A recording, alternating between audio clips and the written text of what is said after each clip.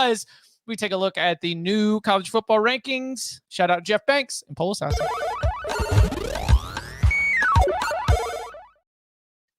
And unfortunately for Jeff Banks, he got bounced.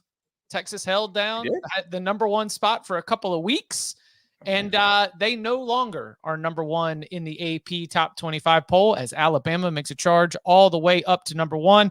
We have been passing this thing around over the first 5 weeks of the season. Georgia, of course, starting as your preseason number one, Ohio State getting a couple first place votes.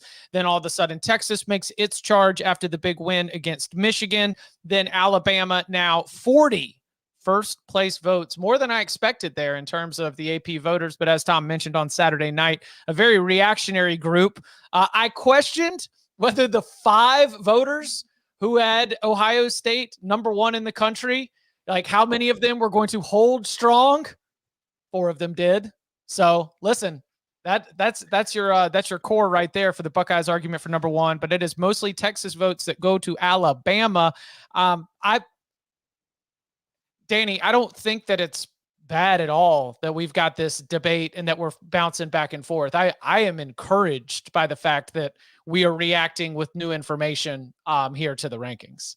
I am too. I'll be curious to see what they do in 2 weeks too, if Texas does beat Oklahoma in the Red River rivalry game, and assuming Bama wins against Vanderbilt and South Carolina, I think are their next couple games. Like, they're not really resume builders. Will this be something that we see potentially go back and forth, throughout the season, which is great. I think that's the way it should be. I had Texas number one, and I was kind of going through, all right, what was more impressive, going in and dominating the way they did on the road in Ann Arbor, complete control of the game from start to finish, or beating Georgia at home in a game where, you let them come back. You did win. I mean, it was an epic game. And I think it's a really good argument. Like, I if you say Bama's, like, there have been times before I've been fired up. Like, I can't believe they did this.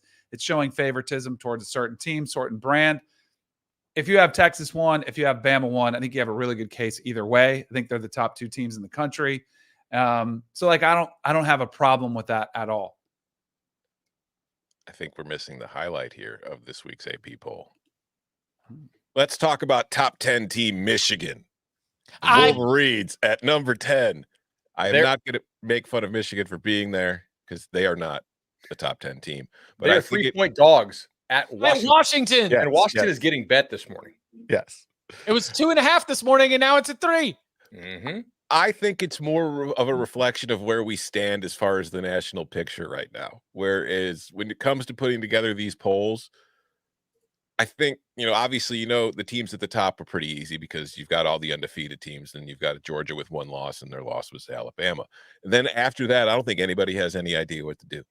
And I think that they're terrified to put, you could put an Iowa State up there, but Iowa State's Iowa State. You could put BYU up there, but it's BYU. Hell, you could put like a UNLV or an Indiana or any other undefeated team, but they can't get it in their brains. It's like, no, there's no way Indiana could be better than Michigan. It's Michigan. But you know what? Indiana might be better than Michigan. I guess in theory, it's possible that they are. I have 4 teams tied with basically exactly the same, and Tennessee lagging that by like a point. Yeah. Right. So, I mean, Bama and Georgia just played basically to even on Bama's home field, which is like a 3.5, 4 adjustment. So on a neutral, Georgia would still be a favorite in the ball game. Obviously, like, they were favored by 2 going in. The game went down to the wire. Like, it had crazy runs, but ultimately, like, one team didn't look way better than the other over the course of the entire game. I don't really know what Ohio State has done wrong. People dinging them, I think, are the same folks who dinged Michigan last year for just not showing any cards against all these kind of crap teams. Texas has the best win of the year by far. Like, going and smoking Michigan is still pretty impressive to me. And Tennessee looks like they look really good, and they have like a legitimate win at Oklahoma in which they let off the gas, And then it's like, do you like Oregon? Do you like Ole Miss? Do you like Penn State?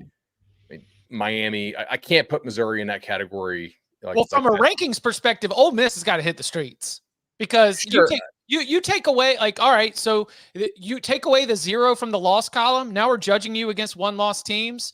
And it's like, what is your best win? Your best win is at Wake Forest. Your best win might be Georgia Southern. You have an incredible statistical profile in terms of the way you mashed all the teams that you beat, but there is not a lot to be able to hang on right there. Ole Miss dropping 6 spots to number 12 in the new AP Top 25 poll. Yeah, and that's the point Danny Grace makes up in the comments there. His poll assassin focuses on the number 15 team, which was Louisville, losing to number 16 Notre Dame on the road by 1 touchdown and dropping 7 spots, while Ole Miss loses to Kentucky and only drops 6. That is so people say, why not Missouri but Ole Miss? Basically because like Missouri has just looked okay against teams that don't have real athletes. Boston College, Vandy, that type of thing.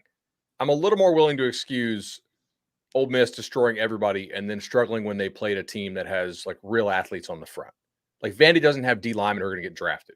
You know, Boston College doesn't have a lot of linemen who are going to go pro in something other than, all their linemen will go pro in something other than sports with very few exceptions. So like, there is sort of like I don't know what you call it, like a boiling point or whatever, but it's just like over a certain level, like either you have players and body types or you don't.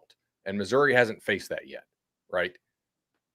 It's like Indiana, to be honest, same thing.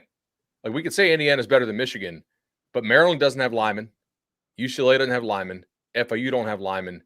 Whatever FCS team they play doesn't have linemen. We don't really know yet that Indiana can hang along lines of scrimmage. We know Curtis Rourke is back to form. That's awesome. And their receivers are pretty damn good. And their coaching upgrade is massive. But, I mean, there is a little – we're 5 weeks into the season, not 10. There are teams that just haven't played anybody who has real athletes on the lines of scrimmage. Michigan doesn't have an offense, which kind of matters too. That is true. I was thinking that perhaps some of the because I was putting myself in the shoes of a Texas voter, because what has Texas done wrong, right? They have like that huge win to be able to give them an argument for number one. What would convince more than a dozen voters to change their opinion? Because you had 13 voters for Georgia last year. I'm assuming all those went to Alabama.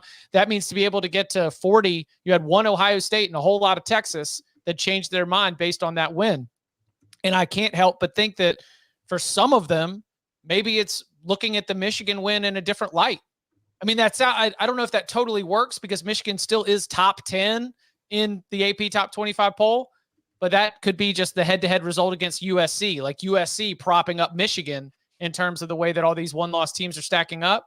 Like if now knowing everything that we know about Michigan, which again, Michigan beat USC, but perhaps a Texas voter is looking at that and saying like, okay, well, at the time we thought there was not going to be a better win all season than Quinn Ewers going in there, dicing them up. And you talk about let off the gas. I mean, Texas kind of let off the gas too near the end of that game. Like they could have hung a number on Michigan, and it felt like they were like, okay, we did our job. We're going to be able to get out of here with the victory.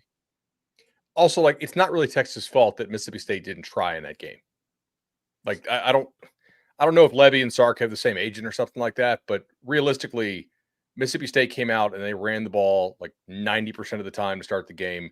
They were not doing their tempo stuff. It was very clearly a laydown by Mississippi State. I mean, like as they should be, right? They're the worst team in the conference, and their starting quarterback's done. Like if you go your tempo stuff with the team that bad, you're like, hey, Texas, here's 14 possessions. Texas will be like, oh, okay, 14. Yeah, so we were going to score about 4.5 points of possession. So we're going to drop 70 on your ass. Like that's just not. I would do the same thing, but should we really punish Texas for not winning by 40 against Mississippi State when Mississippi State was just trying to get out of there? Like they pulled the Kent State thing against Tennessee. I don't view it as Texas being punished as much as the Alabama win over Georgia is just more impressive than Texas's win over top 10 Michigan. But I do think that we are at like the point of the season where like there's enough sample to kind of have an opinion, but there's not enough sample to really mean anything, where the real annoyance with like brand recognition in these polls starts really coming out, because teams are just kind of where they are based on where they were in preseason. Whereas like later in the year, if Ole Miss still hasn't beaten anybody and isn't getting punished for its losses, then it's just terrible voting. At this point, it's just brand recognition.